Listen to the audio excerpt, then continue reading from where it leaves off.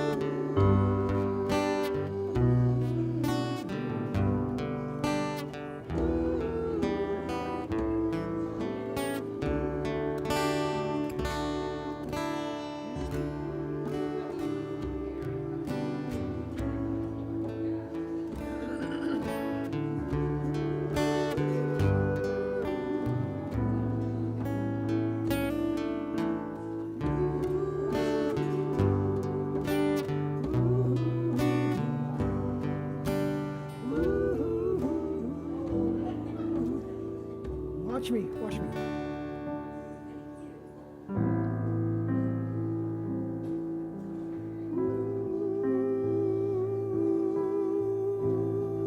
Sing one note.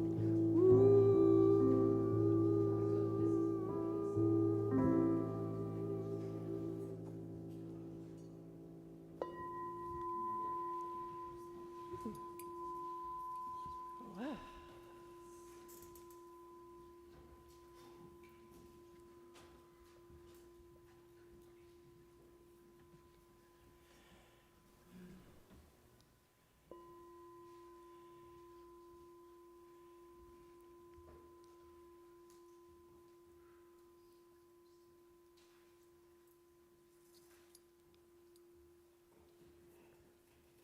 Let's let the sound of the next bell take us to the deepest place within us.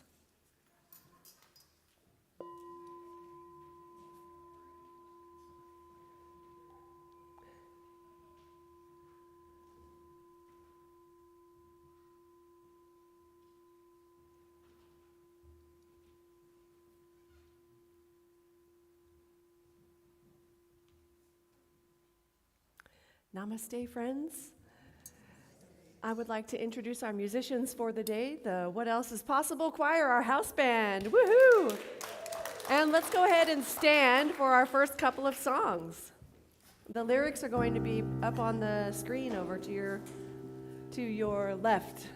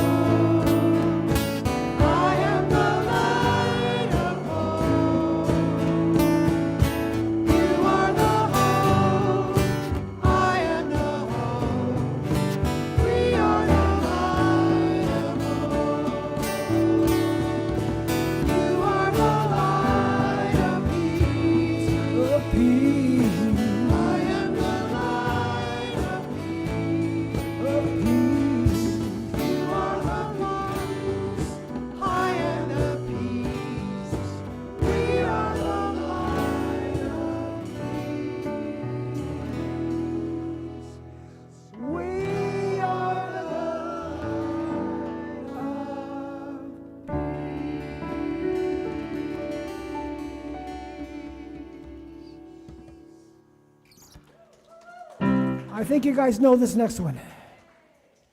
It's the last time we're going to play it this month. Why? Because the month is over.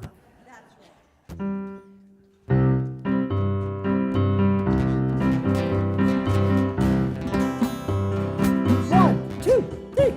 I step into the flow and then I let it go. I open my mind, my heart and my soul. I step into the flow and then I let it go. I open my mind, my heart and my soul. I surrender. I surrender. I surrender. I open my mind, my heart and my soul. I open my mind, my heart and my soul. I step into the flow and then I let it go. I open my mind, my heart and my soul. I step into the flow and then I let it go. I open my mind, my heart and my soul. I surrender. I surrender. I surrender. I open my mind, my heart and my soul. I open my mind, my heart and my soul. Should we speed it up? I step into the flow and then I let it go. I open my mind, my heart and my soul. Step into the flow and then I let it go. I open my mind, my heart and my soul. I surrender. I surrender. I surrender. I open my mind, my heart and my soul. I open my mind, my heart and my soul. I step into the flow and then I let it go. I open my mind, my heart and my soul. I step into the flow and then I let it go. I open my mind, my heart and my soul. I surrender. I surrender. I surrender. I open my mind, my heart and my soul. I open my mind, my heart and my soul.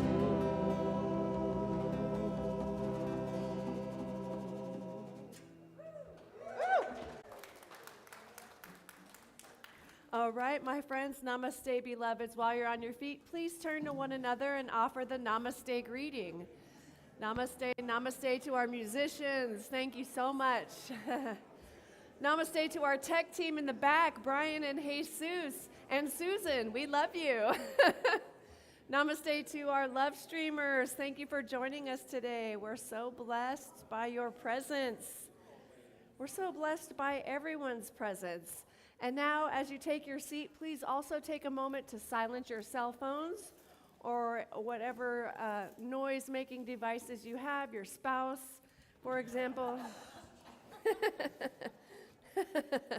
I'm Reverend Elizabeth Rowley Hogue, and I am the spiritual leader here, and it is my joy. I use she, her, gender pronouns, and the land upon which we gather is the unceded territory of the Chumash and Salinan people, and it is my joy to welcome you to the Awakening Ways Center for Spiritual Living, where all that we ask is that you remain open to the possibility of changing your entire life by changing your mind. This service has been designed especially for you. Welcome home. We have been waiting for you. Friends, we have an affirmation for today, and I invite you to please repeat after me. It's somewhat long, so I'll chunk it down for you. I am a unique, individualized expression of the divine. I am a unique, individualized expression of the divine. God knew what it was doing when it created me. God knew what it was doing when it created me. I am grateful. I am grateful. And so it is. All right, and now our practitioner of the day, which is Reverend Wayne Edmiston, also known as Doreen's husband.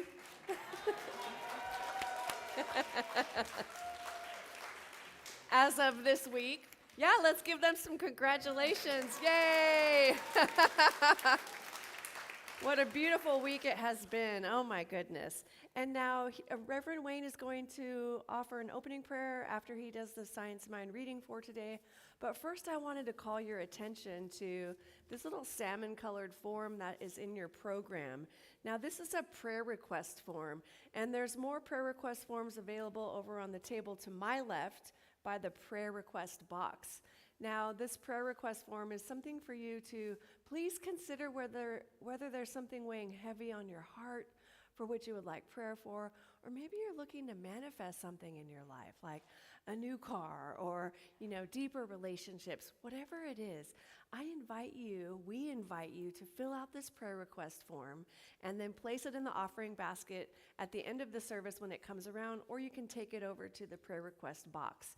And then our soul support team will pray over your prayer requests for the week for you. Now, please know there's nothing too small or too big, right?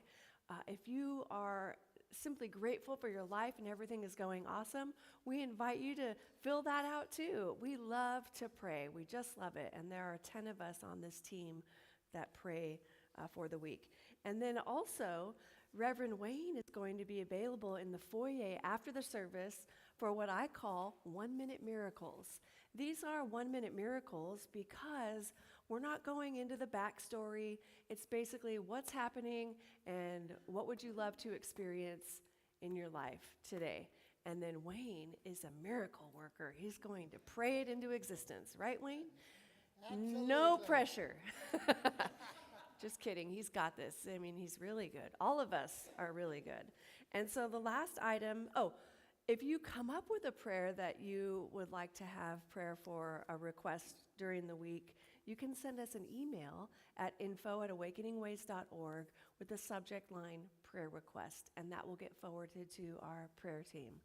And then I wanted to call your attention to one of our licensed spiritual practitioners here in the front row, Kristen Barnhart. She is holding the high watch for the service, which means she's in a meditative state, knowing the highest and best outcome and keeping us anchored in the presence. We're totally anchored, but she is that presence for me and for all of us.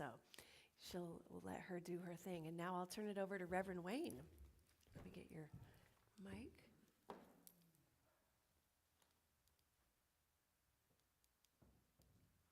There you go. Works. Where do you think I met Doreen? It was here.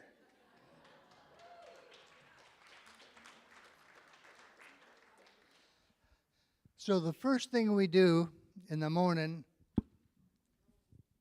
is we use the 365 days of words by Dr. Ernest Holmes. And so the experience today, it is how I experience the wholeness of God. How true it is that we do see through a glass darkly or only in part. But to all of us, there comes a reflecting moments in our inward vision is opened, and we seem to look out upon a newer and broader vision.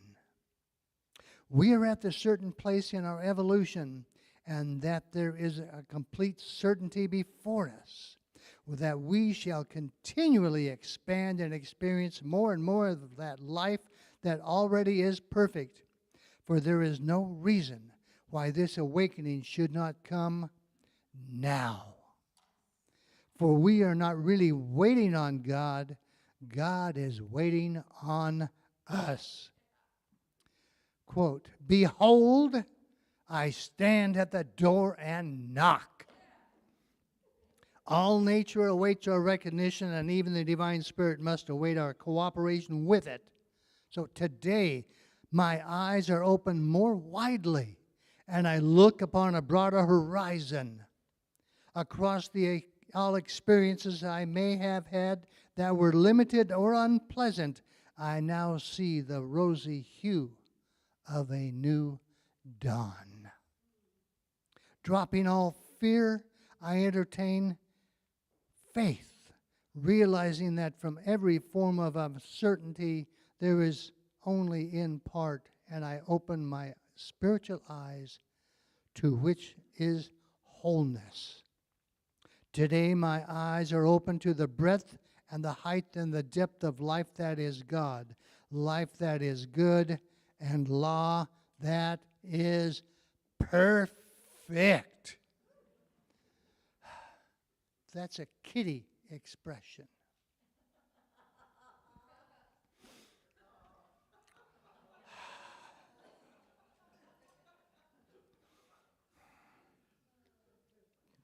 So now we know that there is a power greater than we are, and we can experience it, for it has its way with us.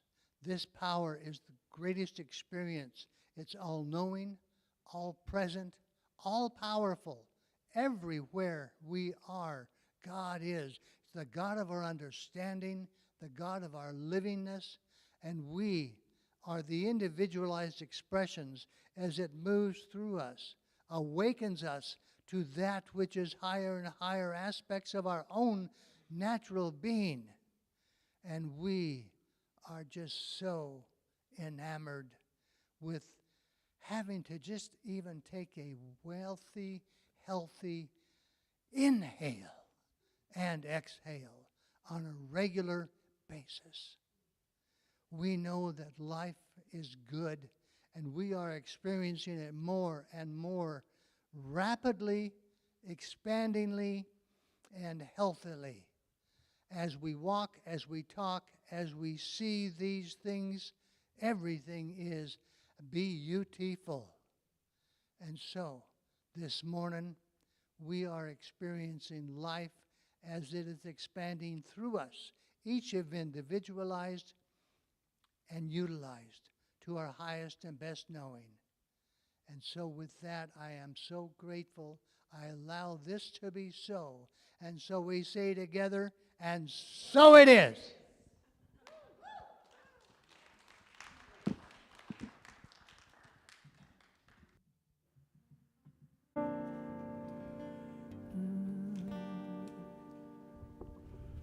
I don't know your lessons. I believe you don't know mine. But if I keep on pressing, well, I'm wasting my own time. When I tell you this is what to do, you come back with just the same. I think I know what's right for you, but that's really just my game. Don't should on me. And I won't should on you. Don't should on me. Don't should. I won't should on you. 2, 3. It's a matter of perspective and going really deep, or choose to think it's only you and stay in my waking sleep. When I look into the mirror and tell me just what I said, what I think is you is really me. This lesson fills my head. Don't should on me. Should. And I won't should on you. Don't should on me. Don't should. And I won't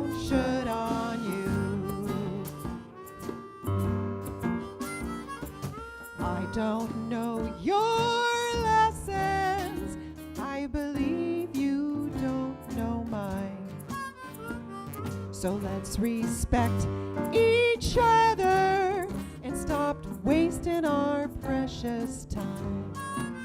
So if we choose to allow each other to walk around in our own shoes, let go of all our judgment, as we all pay our own dues. Don't should on me. Don't should on me.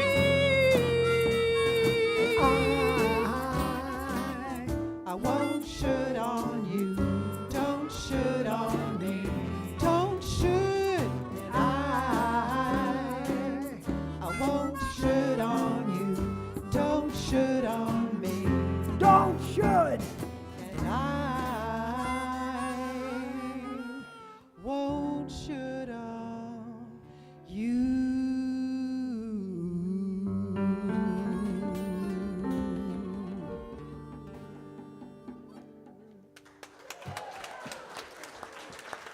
Thank you.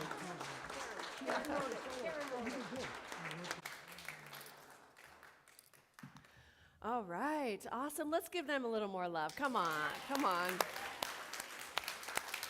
What else is possible? Choir in the house. Hello, friends. Well, it's so good to see you. Grand Rising, good morning, happy Sunday, and all that jazz. This is our last Sunday in July, July 27th, and our Seed of Awakening for the month has been Glow. And, you know, it just occurred to me that we got the Seed of Awakening on here, but I didn't update the talk titles, so they're all different, so don't pay attention to that. This month is over anyway, so it's going to be all right. Such a great reminder for me, though, that whoops, whoops, right? Like, what are we going to do? Things happen, don't they? Things happen, and we can either get hung up on them and beat ourselves up or pick up the pieces and keep on walking, right? Yeah, and so we're going to keep on walking. And so the topic for today is graceful shadow dancing. And I also want to mention, by the way, before we dive into that, that our amazing Gina DiGirolamo and her wife BJ are not here today. And Gina, for those of you who don't know, is our logistics director and our production manager, and we pulled it off without her. So let's give ourselves a big round of applause. Yeah, we did it. And last week, Brian was not here. Wait, come back, Brian. We're going to give you some love, too. Last week, Brian wasn't here, and we managed without him. Yay! And at the same time, I am so happy that he's back. Yay, Brian. And Jesus, you guys never see Jesus, really, but he's holding up the love stream for us. Yeah, let's give Jesus some love. All right, wonderful. Good, good. It's so good to see you all here. Now, I want to begin with an Ernest Holmes quote. So Holmes teaches, love is the sole impulse for creation, and the person who does not have it as the greatest incentive in their life has never developed the real creative instinct.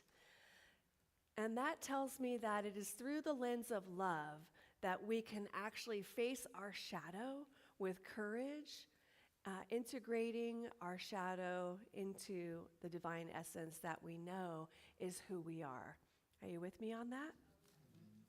And because Ernest Holmes reminds us that the universe is a spiritual system governed by immutable laws of cause and effect, we can take these spiritual laws and understand them.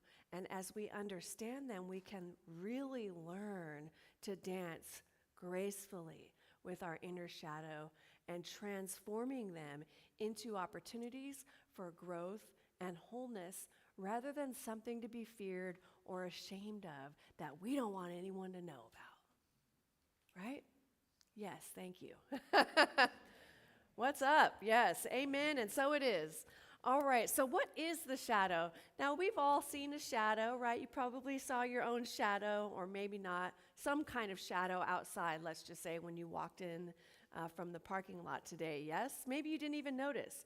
But the shadow, our shadow, what we're talking about today, this concept of the shadow has been so maligned and so misunderstood that people actually avoid it like it's the plague, which is really a shame because the shadow is one of our greatest evolutionary tools.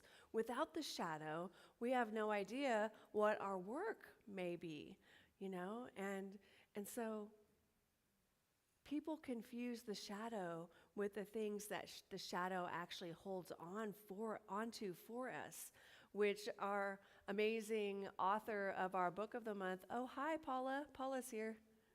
Is Archie there with you? Okay. Sorry, I digressed. And so people confuse the shadow with the things that the shadow holds onto for us, which our author of our book of the month, Shaman Durek, calls the junkery, which is so appropriate. And then so the junkery comes up, or the junkery is that thing that is protecting us or had protected us in the past, and maybe in our current stage of evolutionary growth, we no longer need that, but it's still working because we haven't released it. Are you with me? Okay, good. And so rather than judge the shadow as bad or wrong or scary, we can embrace it. How can we embrace it and acknowledge it, feel it, and then release it so that we can be all that we came here to be, which is not being somebody or something else than we already are, but being more of who we are and letting go of the constructs that we have built up either by accident to protect us in one way or another. Yes? You with me? Yeah, woo! All right. I'm excited about the shadow. Can you tell? Okay. Now, the shadow is called the shadow because it is the projection that the light is casting onto our world. The dictionary defines a shadow as an image cast upon a surface by a body intercepting the light. This means that the shadowy bits that we perceive are not indicative of some evil outside entity. Sometimes it seems like it, doesn't it? Right. Rather, they are the projection of light off of the intercepting body, which is you and me and every human being on the planet. And so we've got to recognize that while we're in community together, we can bump up against each other's shadows, and the more light we have, the greater the shadow is. Yes, have you noticed that? And that's okay. It's okay. It's okay. And if we can really learn to embrace our own shadow and approach our own shadow aspects with affectionate awareness, if we can embrace all of ourselves, like my 5 head, right? Yeah, it's not a 4 head, it's a 5 head, 5, right? That's a thing that I had growing up. Thank you, some of you got it. It's a 5 head. It was a thing for me growing up, though, right? And I condemned myself. My forehead's too big. I have to have bangs forever. Forever. Yeah, I have just a little, right? But I got over that. So it's that kind of thing. That's a small little example, right? But that's the kind of thing that gets in our way. So we want to learn to dance with our shadow and love those shadowy aspects of ourselves, because as we do, it's easier to embrace the shadow of others. Because if you are existing on this earth with a body, which all of you are, I see you, I can see your bodies right now, then you have a shadow. Now, some shadows are fun to play with, and some are like, the ones that you go, with, right? Are like that because they're an aspect of your own self that you have yet to fully embrace and love and bring that affectionate awareness to. So there's another learning experience, isn't it? Now the shadow, my friends, shadow. How many times can I say that in this service? We'll see.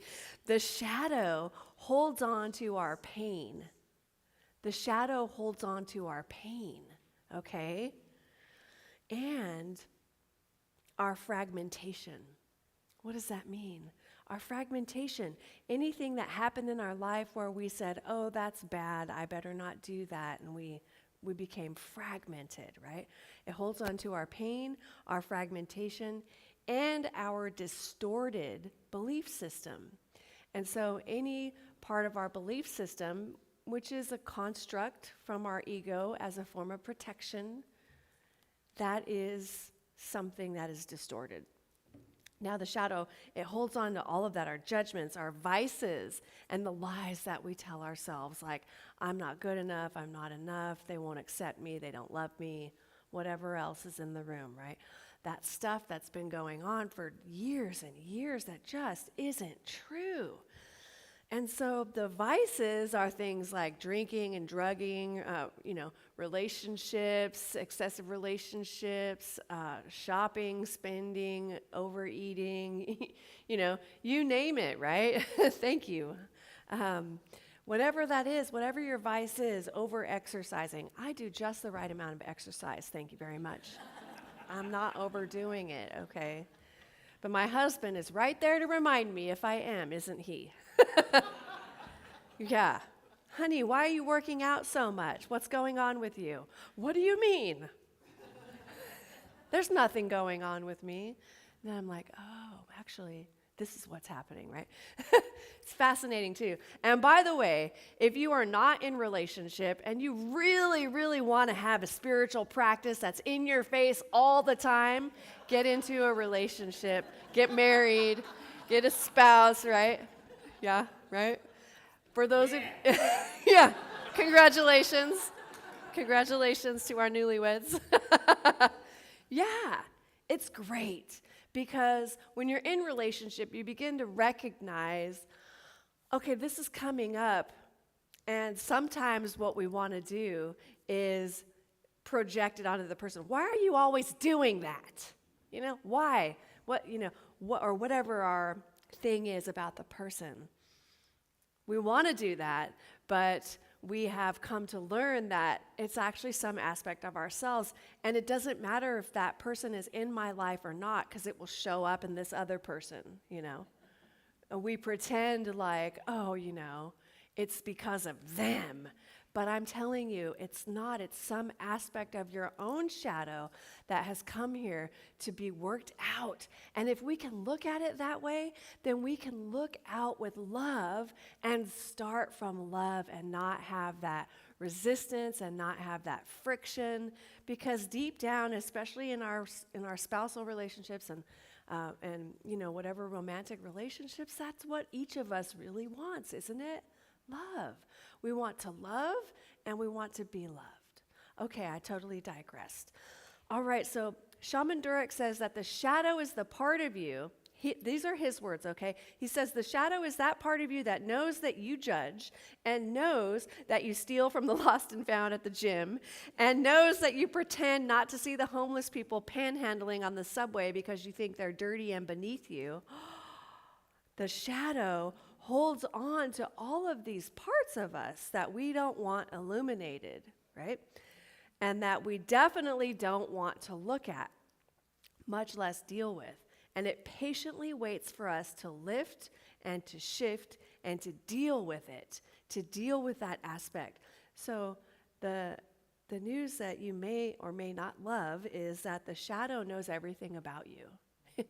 It knows you the best, and it can show you everything that you need to see, which is why it's so important to develop that conscious relationship with it as soon as you can.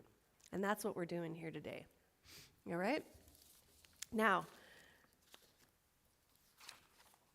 Shaman Durek asked a client at one point in the book, he shares that he asked a client, "Why do you have cancer?" And his client said, "I don't know, it's genetic." And Shaman Durek was able to talk to the client's shadow, and his shadow told him that his client actually hated his job and felt confined in his marriage. And because his mental processes were all messed up from the constant self-flagellation, which was activating high levels of inflammation in his body and degrading his cellular walls, it was expressing itself as cancer in his life. All right? Shaman Durek asked another client shadow why she was a chain smoker. And the shadow said that it was because She was trying to manage her high sex drive, and that once she found a safe, healthy outlet for that energy, she wouldn't need to smoke anymore. And you know what? His client actually started getting tantric massages and quit smoking altogether. Pay attention to your shadow, my friends. Let's pay attention to our shadows. They're always informing us. They're always speaking to us, right? Now, I love the fact that we can learn to talk and listen to our shadow.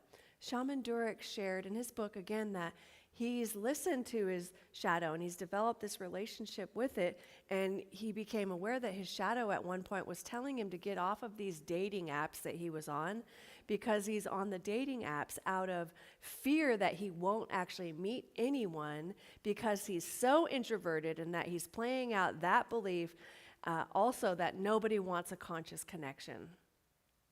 And so playing out that belief was causing him to go on this hamster wheel of the dating apps, and that's a whole thing in itself if you've ever been on there.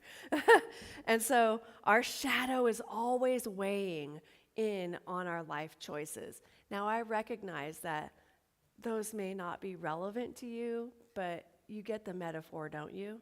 You get the metaphor, right? And so I want to talk about Huna, which is a Hawaiian spirituality.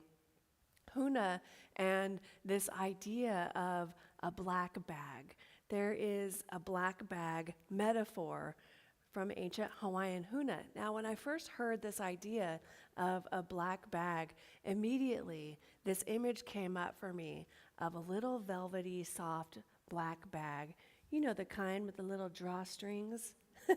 Yes. And so I had that in my mind's eye. Now, you want the drawstrings in order to secure the contents until you're ready to open it up, right? So, friends, sometimes our unconscious mind, which the Hawaiians call unihipili, decides, hey, you're ready to let this go. And it comes up for you. The bag opens up and all of the emotions and experiences are relived so that they can dissipate. Friends, this can happen at any time. You may have noticed. I think we've all experienced this. We're cruising along, everything's great, and out of nowhere, for no apparent reason, sadness bubbles up or some level of grief, and then you're feeling it. But this should be celebrated. This is something that we can celebrate because it's a signal from your unihipili, which is your unconscious mind, that you're ready to let this go. You're ready to let this go. All you need to do is look at it. And friends, whenever we have a memory, we're automatically reliving it in the moment, aren't we? We're reliving that memory.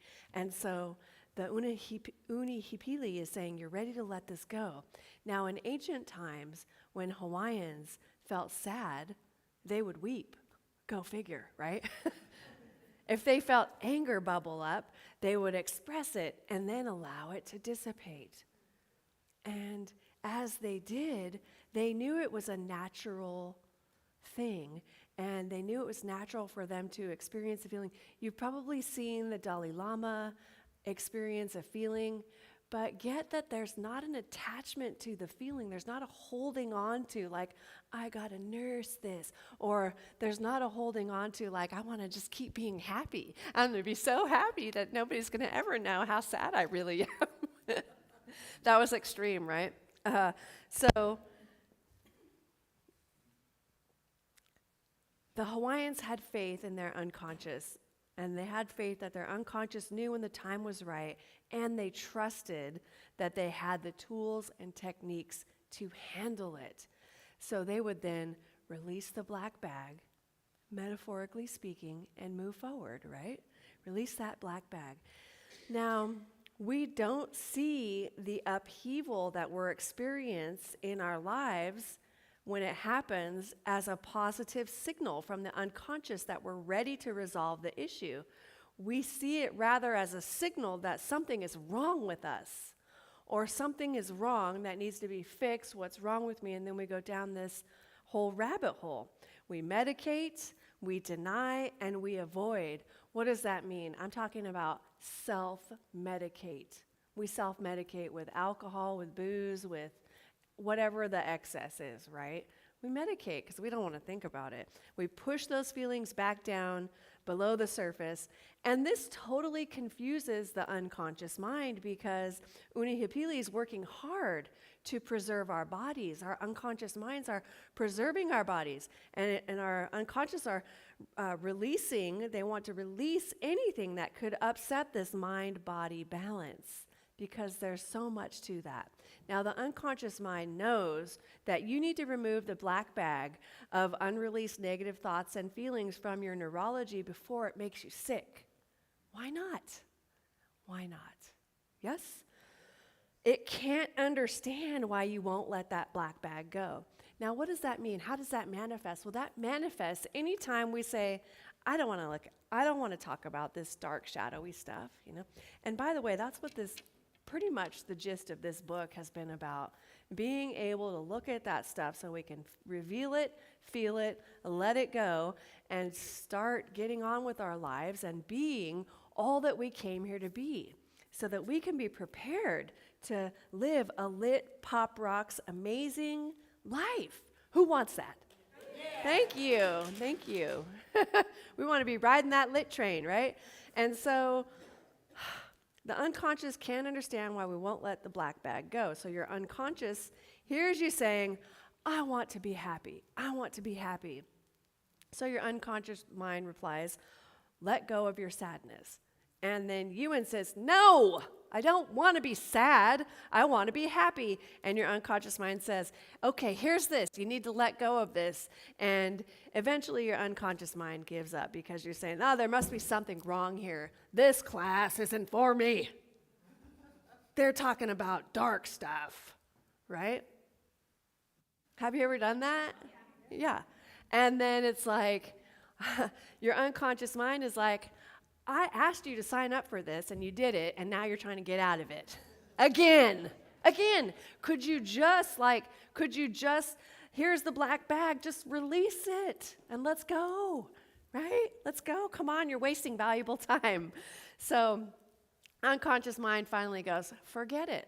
We'll just hold on to it again until you're ready. So my friends, if a black bag comes up, it's not something to be avoided or condemned or embarrassed or ashamed about. It's something for you to bless and give thanks for and feel it and know that this too shall pass. And as you're feeling it, you're actually creating more space for love to come into your world. You're creating more space for all of the good that you actually are seeking to come into your life.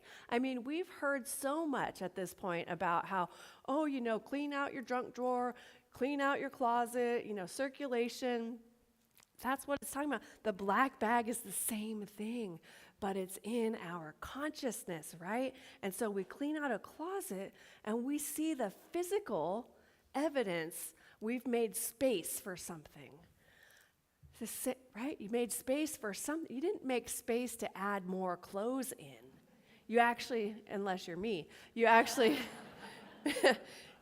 made space for something else. Yeah?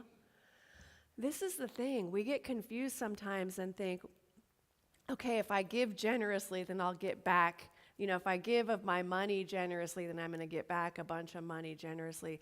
If you give generously of whatever, of your time, your talent, your treasure, your love, your attention, your presence, then it comes back to you in a multitude of ways that are unbeknownst to you, but your unconscious does know.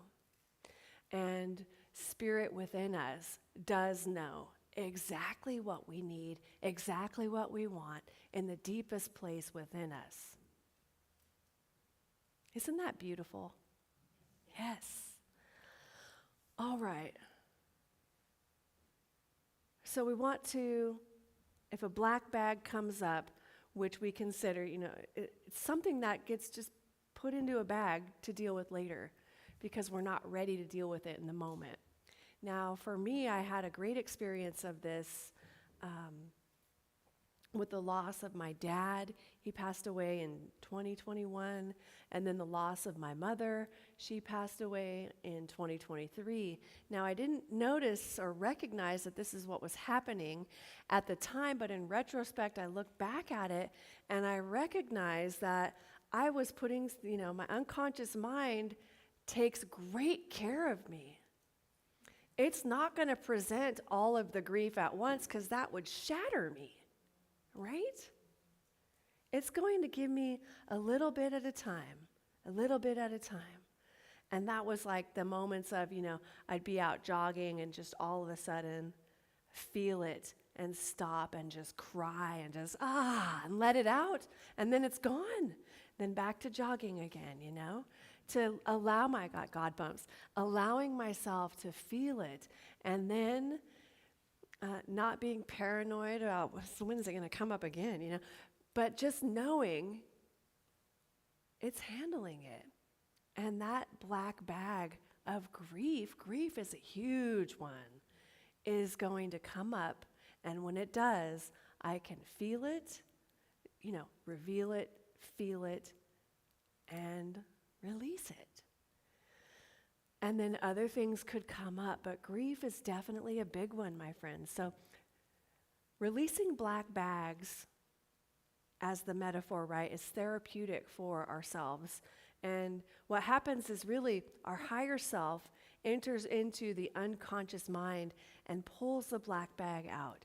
You don't have to know what's in your black bag. Sometimes we don't even know. We can't articulate it, right? But it may be that there's some stuck emotions. I hear people say it all the time. I've got this thing in here, and they know there's something in me that I want to release. And they don't know how to do it, but they can't articulate what the something is. You don't have to. Guess what? You don't have to. And I'm seeing clients now, too, and working with the unconscious mind. And boy, that conscious mind wants to control it. And it's like, no. Your conscious mind can't do this. It can give permission for your unconscious mind and your higher self to work together. But the conscious mind is the one that's like, oh, well, no, I'm good. I'm okay. Yeah, what's wrong? Nothing. I'm cool. Right? No, I got this. Oh, well, we're not going to do that. No. You get what I'm saying, right? So it's on the unconscious level. You don't have to know what's in your bags. It's not our conscious mind's job to remember all the times that we were angry or to remember specifically what it was that made us sad. Sometimes we think we also need to go into therapy, which is helpful, but they've fast-tracked this stuff, right? We have come to a space, where we can identify the thing and then heal it in like 10 minutes, right? Rather than having to pay, however much it is these days for a therapy session and then spend thousands and thousands of dollars for several years, we can go right to it and work in the unconscious mind now. It's powerful. And that's what we're doing here too. A Science of Mind is all about conscious mind to unconscious mind. And so reprogramming is what it is, yes? We are reprogramming. All right, so all the conscious mind has to do is to give your higher self, which is spirit, permission. And this reminds me of, we got to let Jesus take the wheel. You've heard that, right? That's what that means. Let your higher self run this for you. And your conscious mind can give it permission to do that. Because if we don't, then otherwise we get into this push-pull, 1 foot in, 1 foot out. Conscious mind wants to, let's go do this. Unconscious mind is like, but don't you want to do this? You don't want to do that. You want to do this. Eat this food. Eat these cakes or whatever. Right? Have you ever experienced that? Like you said you were going to release some weight, but then you went right for the cupcakes and you were like, I'm here, I'm committed, but what's happening? Like I don't know what's happening. Right? I think you get it. That's what all the laughter's about, right? It's funny because it's true. It's funny because it's true. All right. So the unconscious mind and the higher self only operate with permission from the conscious mind. Okay? A person's conscious mind can actually deny the existence of the unconscious mind, It can even deny the existence of the higher self or a higher power. But when permission is granted, the unconscious mind organizes the memories, holds those black bags for us, and signals you when the time is ready or the time is right to release them. You don't have to know. You're ready to release? You're holding your hand up like, I'll take it. Oh, no, we'll take questions at the end. Thank you. So this is all a similar concept and certainly parallel in that darkness or shadow, a black bag or a jar can be opened, right? You open the jar. When I studied with Adyashanti, he was calling it a jar. It's the same thing. It's the same thing. Have you also noticed that? You come to different spiritual communities, you go on retreat, you get a new book. All of it's saying the same thing in a different way, right? And so Adyashanti was saying, it's like you come and you become awakened, and then it's like the jar slowly open, and then things just start coming out, emotions. It's the same thing as the shadow, engaging with your shadow. This too shall pass, or the black bag, right? All right, so totally parallel. You open it, observe it, feel it, and release it.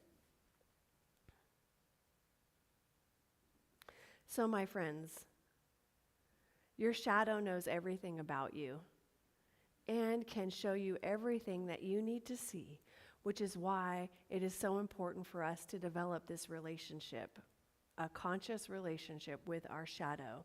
It has the knowledge for you to move forward. If you feel like you're ready for something to happen in your life, but you haven't been moving forward, you can look at that, if you're ready, even if you're not ready. You're surrounded by a community who loves you and cares for you deeply. And so remember when Shaman Durek asked the client why he had cancer, and the client shrugged and said it was genetic. But the shadow was telling Shaman Durek that it was because the client hated his job, felt confined in his marriage, and had mental processes that were all messed up from constant self-flagellation, which was activating high levels of inflammation and degrading his cellular walls, expressing itself as cancer. What I'm saying is, don't minimize, we are powerful. We are so powerful. And don't minimize that power that you have. And when things come up for our shadow, it's such a great invitation for us. It's like we ought to be grateful and blessing it because we can do this and we can look at this and release it and let it go. It's like a gift from the universe. Yay! Oh, look, my unhealed past. Cool, it's coming up today. Oh, this is great. This is so great. Isn't that a different approach? Where you, instead of like, oh, what am I going to do? Who wants to go to the bar, right? No. Definitely not me, right? Yeah. Oh, your shadow has answers that you've been seeking. Listen to it, friends. Your denial of it does not release it. Your denial of it does not release it. And remember, what you resist persists. You've heard that a million times. And so what we resist persists, and we end up holding the thing that we don't want in place. And that thing that we don't want becomes static in our experience because we're so focused on it. It's such a downer, I don't want to experience that. I want to be in my happy, joyful love bubble and pretend like there is no shadow. Yuck. Yuck. Well, guess what? You can actually increase and expand your joyful, happy love bubble by engaging your shadow and walking through a moment. We're talking about a moment of discomfort to release the darkness that's been keeping you in bondage for decades. All right, my friends, who's ready for a healing? I'm going to ask again. Who's ready for a healing? Oh, yeah. Who's ready to release? Yeah. All right. I have a little black bag ceremony ritual for us. So I invite you to go ahead and take things out of your lap if you have papers or your purse or whatever is in your lap. Just take that all out and set it on the chair beside you or on the ground next to you. And plant your feet on the ground firmly. And keep your feet firmly planted on the ground. And then maybe your nose itches. So go ahead and itch your nose or, scratch your head, whatever you need to do so that you can fully let go. I need to use my tissue real quick and have a little sip. And now I'm ready. Okay? All right, so we're going to start this by actually connecting to our breath. So with our feet flat on the ground and your hands resting gently in your lap, I invite you to close your eyes if that's comfortable for you. And take a deep breath in through your nose for a count of 4. You'll hold it for 4, and then you'll exhale through your mouth for 4 with an audible sound of ha. This is called ha breathing, which is a huna practice to increase your life force. So let's do that together for a few times here.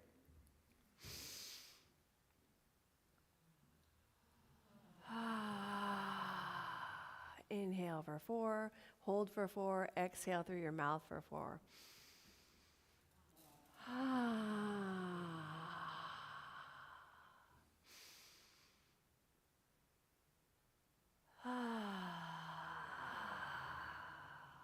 One more time.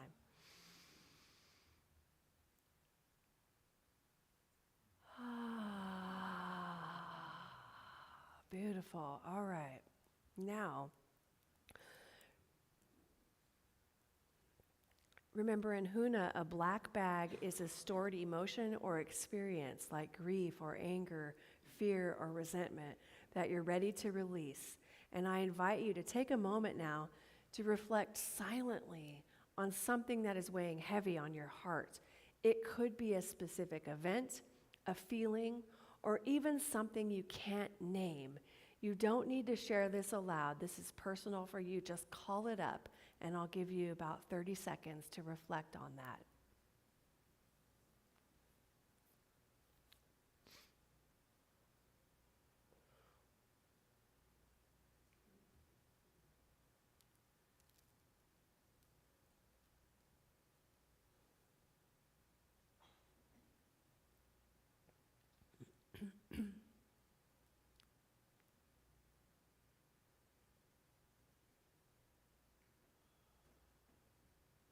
And now, imagine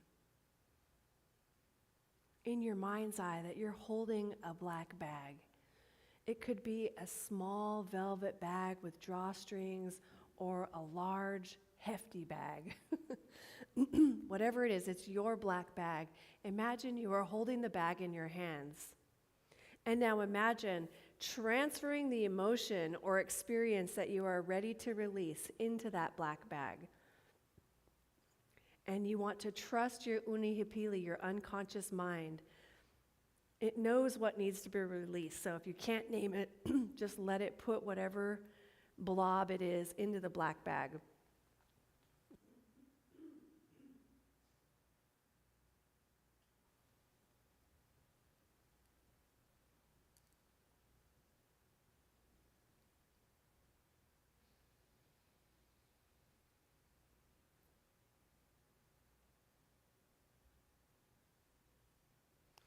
And now we're going to use Ho'oponopono to forgive and clear any emotional ties we have to that. Now let's invite our higher selves in to help us release, silently or softly aloud. Repeat these 4 phrases with me, directed toward yourself, another person, or the situation in your black bag. I'm sorry. Please forgive me. Thank you. I love you. I'm sorry. Please forgive me. Thank you. I love you. I'm sorry. Please forgive me.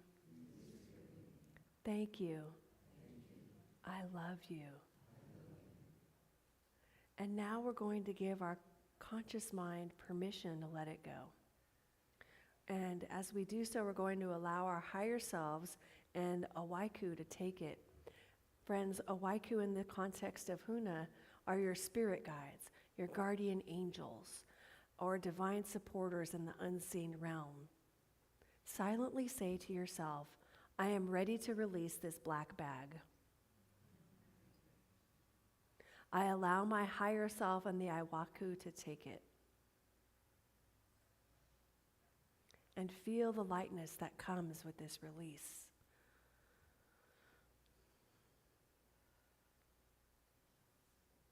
Hawaiians would release their black bags by symbolically throwing them into a volcano and allowing the fire of Pele to transform them. We're going to do the same now, but we're going to do it in our mind's eye. So imagine we are standing together at the top of a volcano, somehow, some way, I don't know how it works, but we're up there. And we're about to release that which has been keeping us in bondage. Now the Hawaiian phrase for I release is e ho'oku'u, means I release, e ho'oku'u. I invite you to repeat after me, e ho'oku'u. E ho'oku'u. E ho'oku'u. All together now with me. E ho'oku'u. I release. And then repeat after me. I release this with gratitude. And imagine in your mind's eye you're tossing the black bag into the volcano.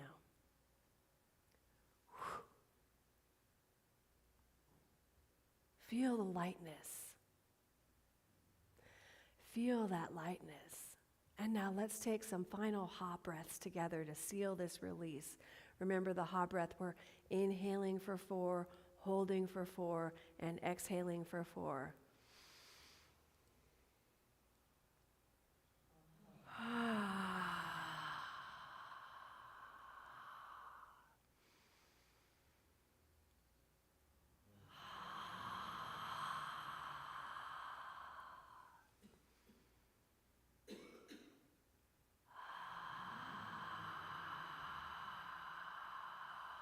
Let's do a couple more.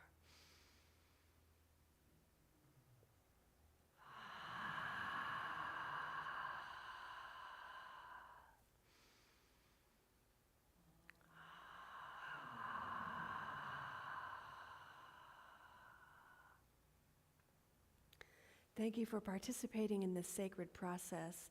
In Huna, we trust our Unahipili and our higher self to know when it's time to let go, and you've honored that today. And so now we'll carry this lightness forward, knowing we can return to this practice at any time. And mahalo for sharing this space. Aloha will now end with a gentle group chant, which is Aloha ke akua, which means God is love. Repeat after me, Aloha ke akua. Aloha ke akua. Aloha ke akua.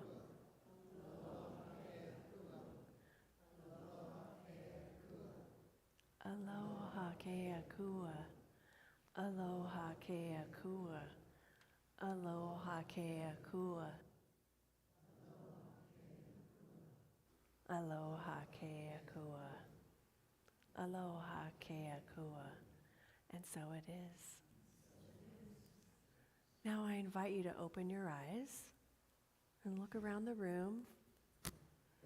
Everything's cool. Everything's cool, see? Everything's cool. Everything's cool. Everything's better than before, even. So your call to action for this week is to look, actually I'm going to invite the musicians to come on up and prepare for our closing song. And the call to action for this week is to look at those aspects of yourself that maybe you don't like with love and affection. Look at those aspects of yourself with love and affection. And we'll send this out in the e-news on Tuesday. And part 2 of your call to action is to affirm often. I am a unique, individualized expression of the divine. God knew what it was doing when it created me. I am grateful, and so it is. And so it is, friends. And so we'll close with a brief prayer. I feel like that whole ceremony was a prayer, but let's turn our attention inward once again and come back to that place of the breath, that place of aloha, and relax into the presence. And in this space, it's the space where I know and remember with every fiber of my being that spirit is all that there is, and it is here right now, expressing itself in me, as me, through me, expressing itself in, as, and through each one of us. There is nowhere that God is not. And I'm so grateful to experience the goodness of my God in every aspect of my life, in my thoughts, in my words, in my deeds. And I'm so grateful to have the divine in my life because as I know and remember, it is my rock and my assurance, and it has my back. I have nothing to fear, for I have spirit, and whoever has spirit lacks nothing. And so black bags come up, and I can release with ease and grace because I am a child of God and came here with a purpose and a mission. And I can no longer deny it. And that is true for each one of us. We can no longer deny it. And so we allow it and accept it to be as it is, walking with spirit. With great gratitude, I release my word, knowing it is so, and so it is. Thank you.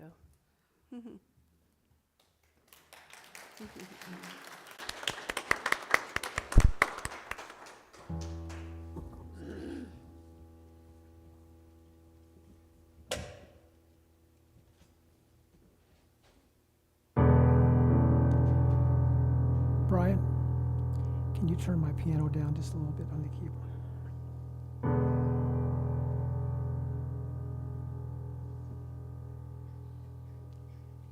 For some reason, it's still ringing out when my foot's not on the pedal. Give me a second.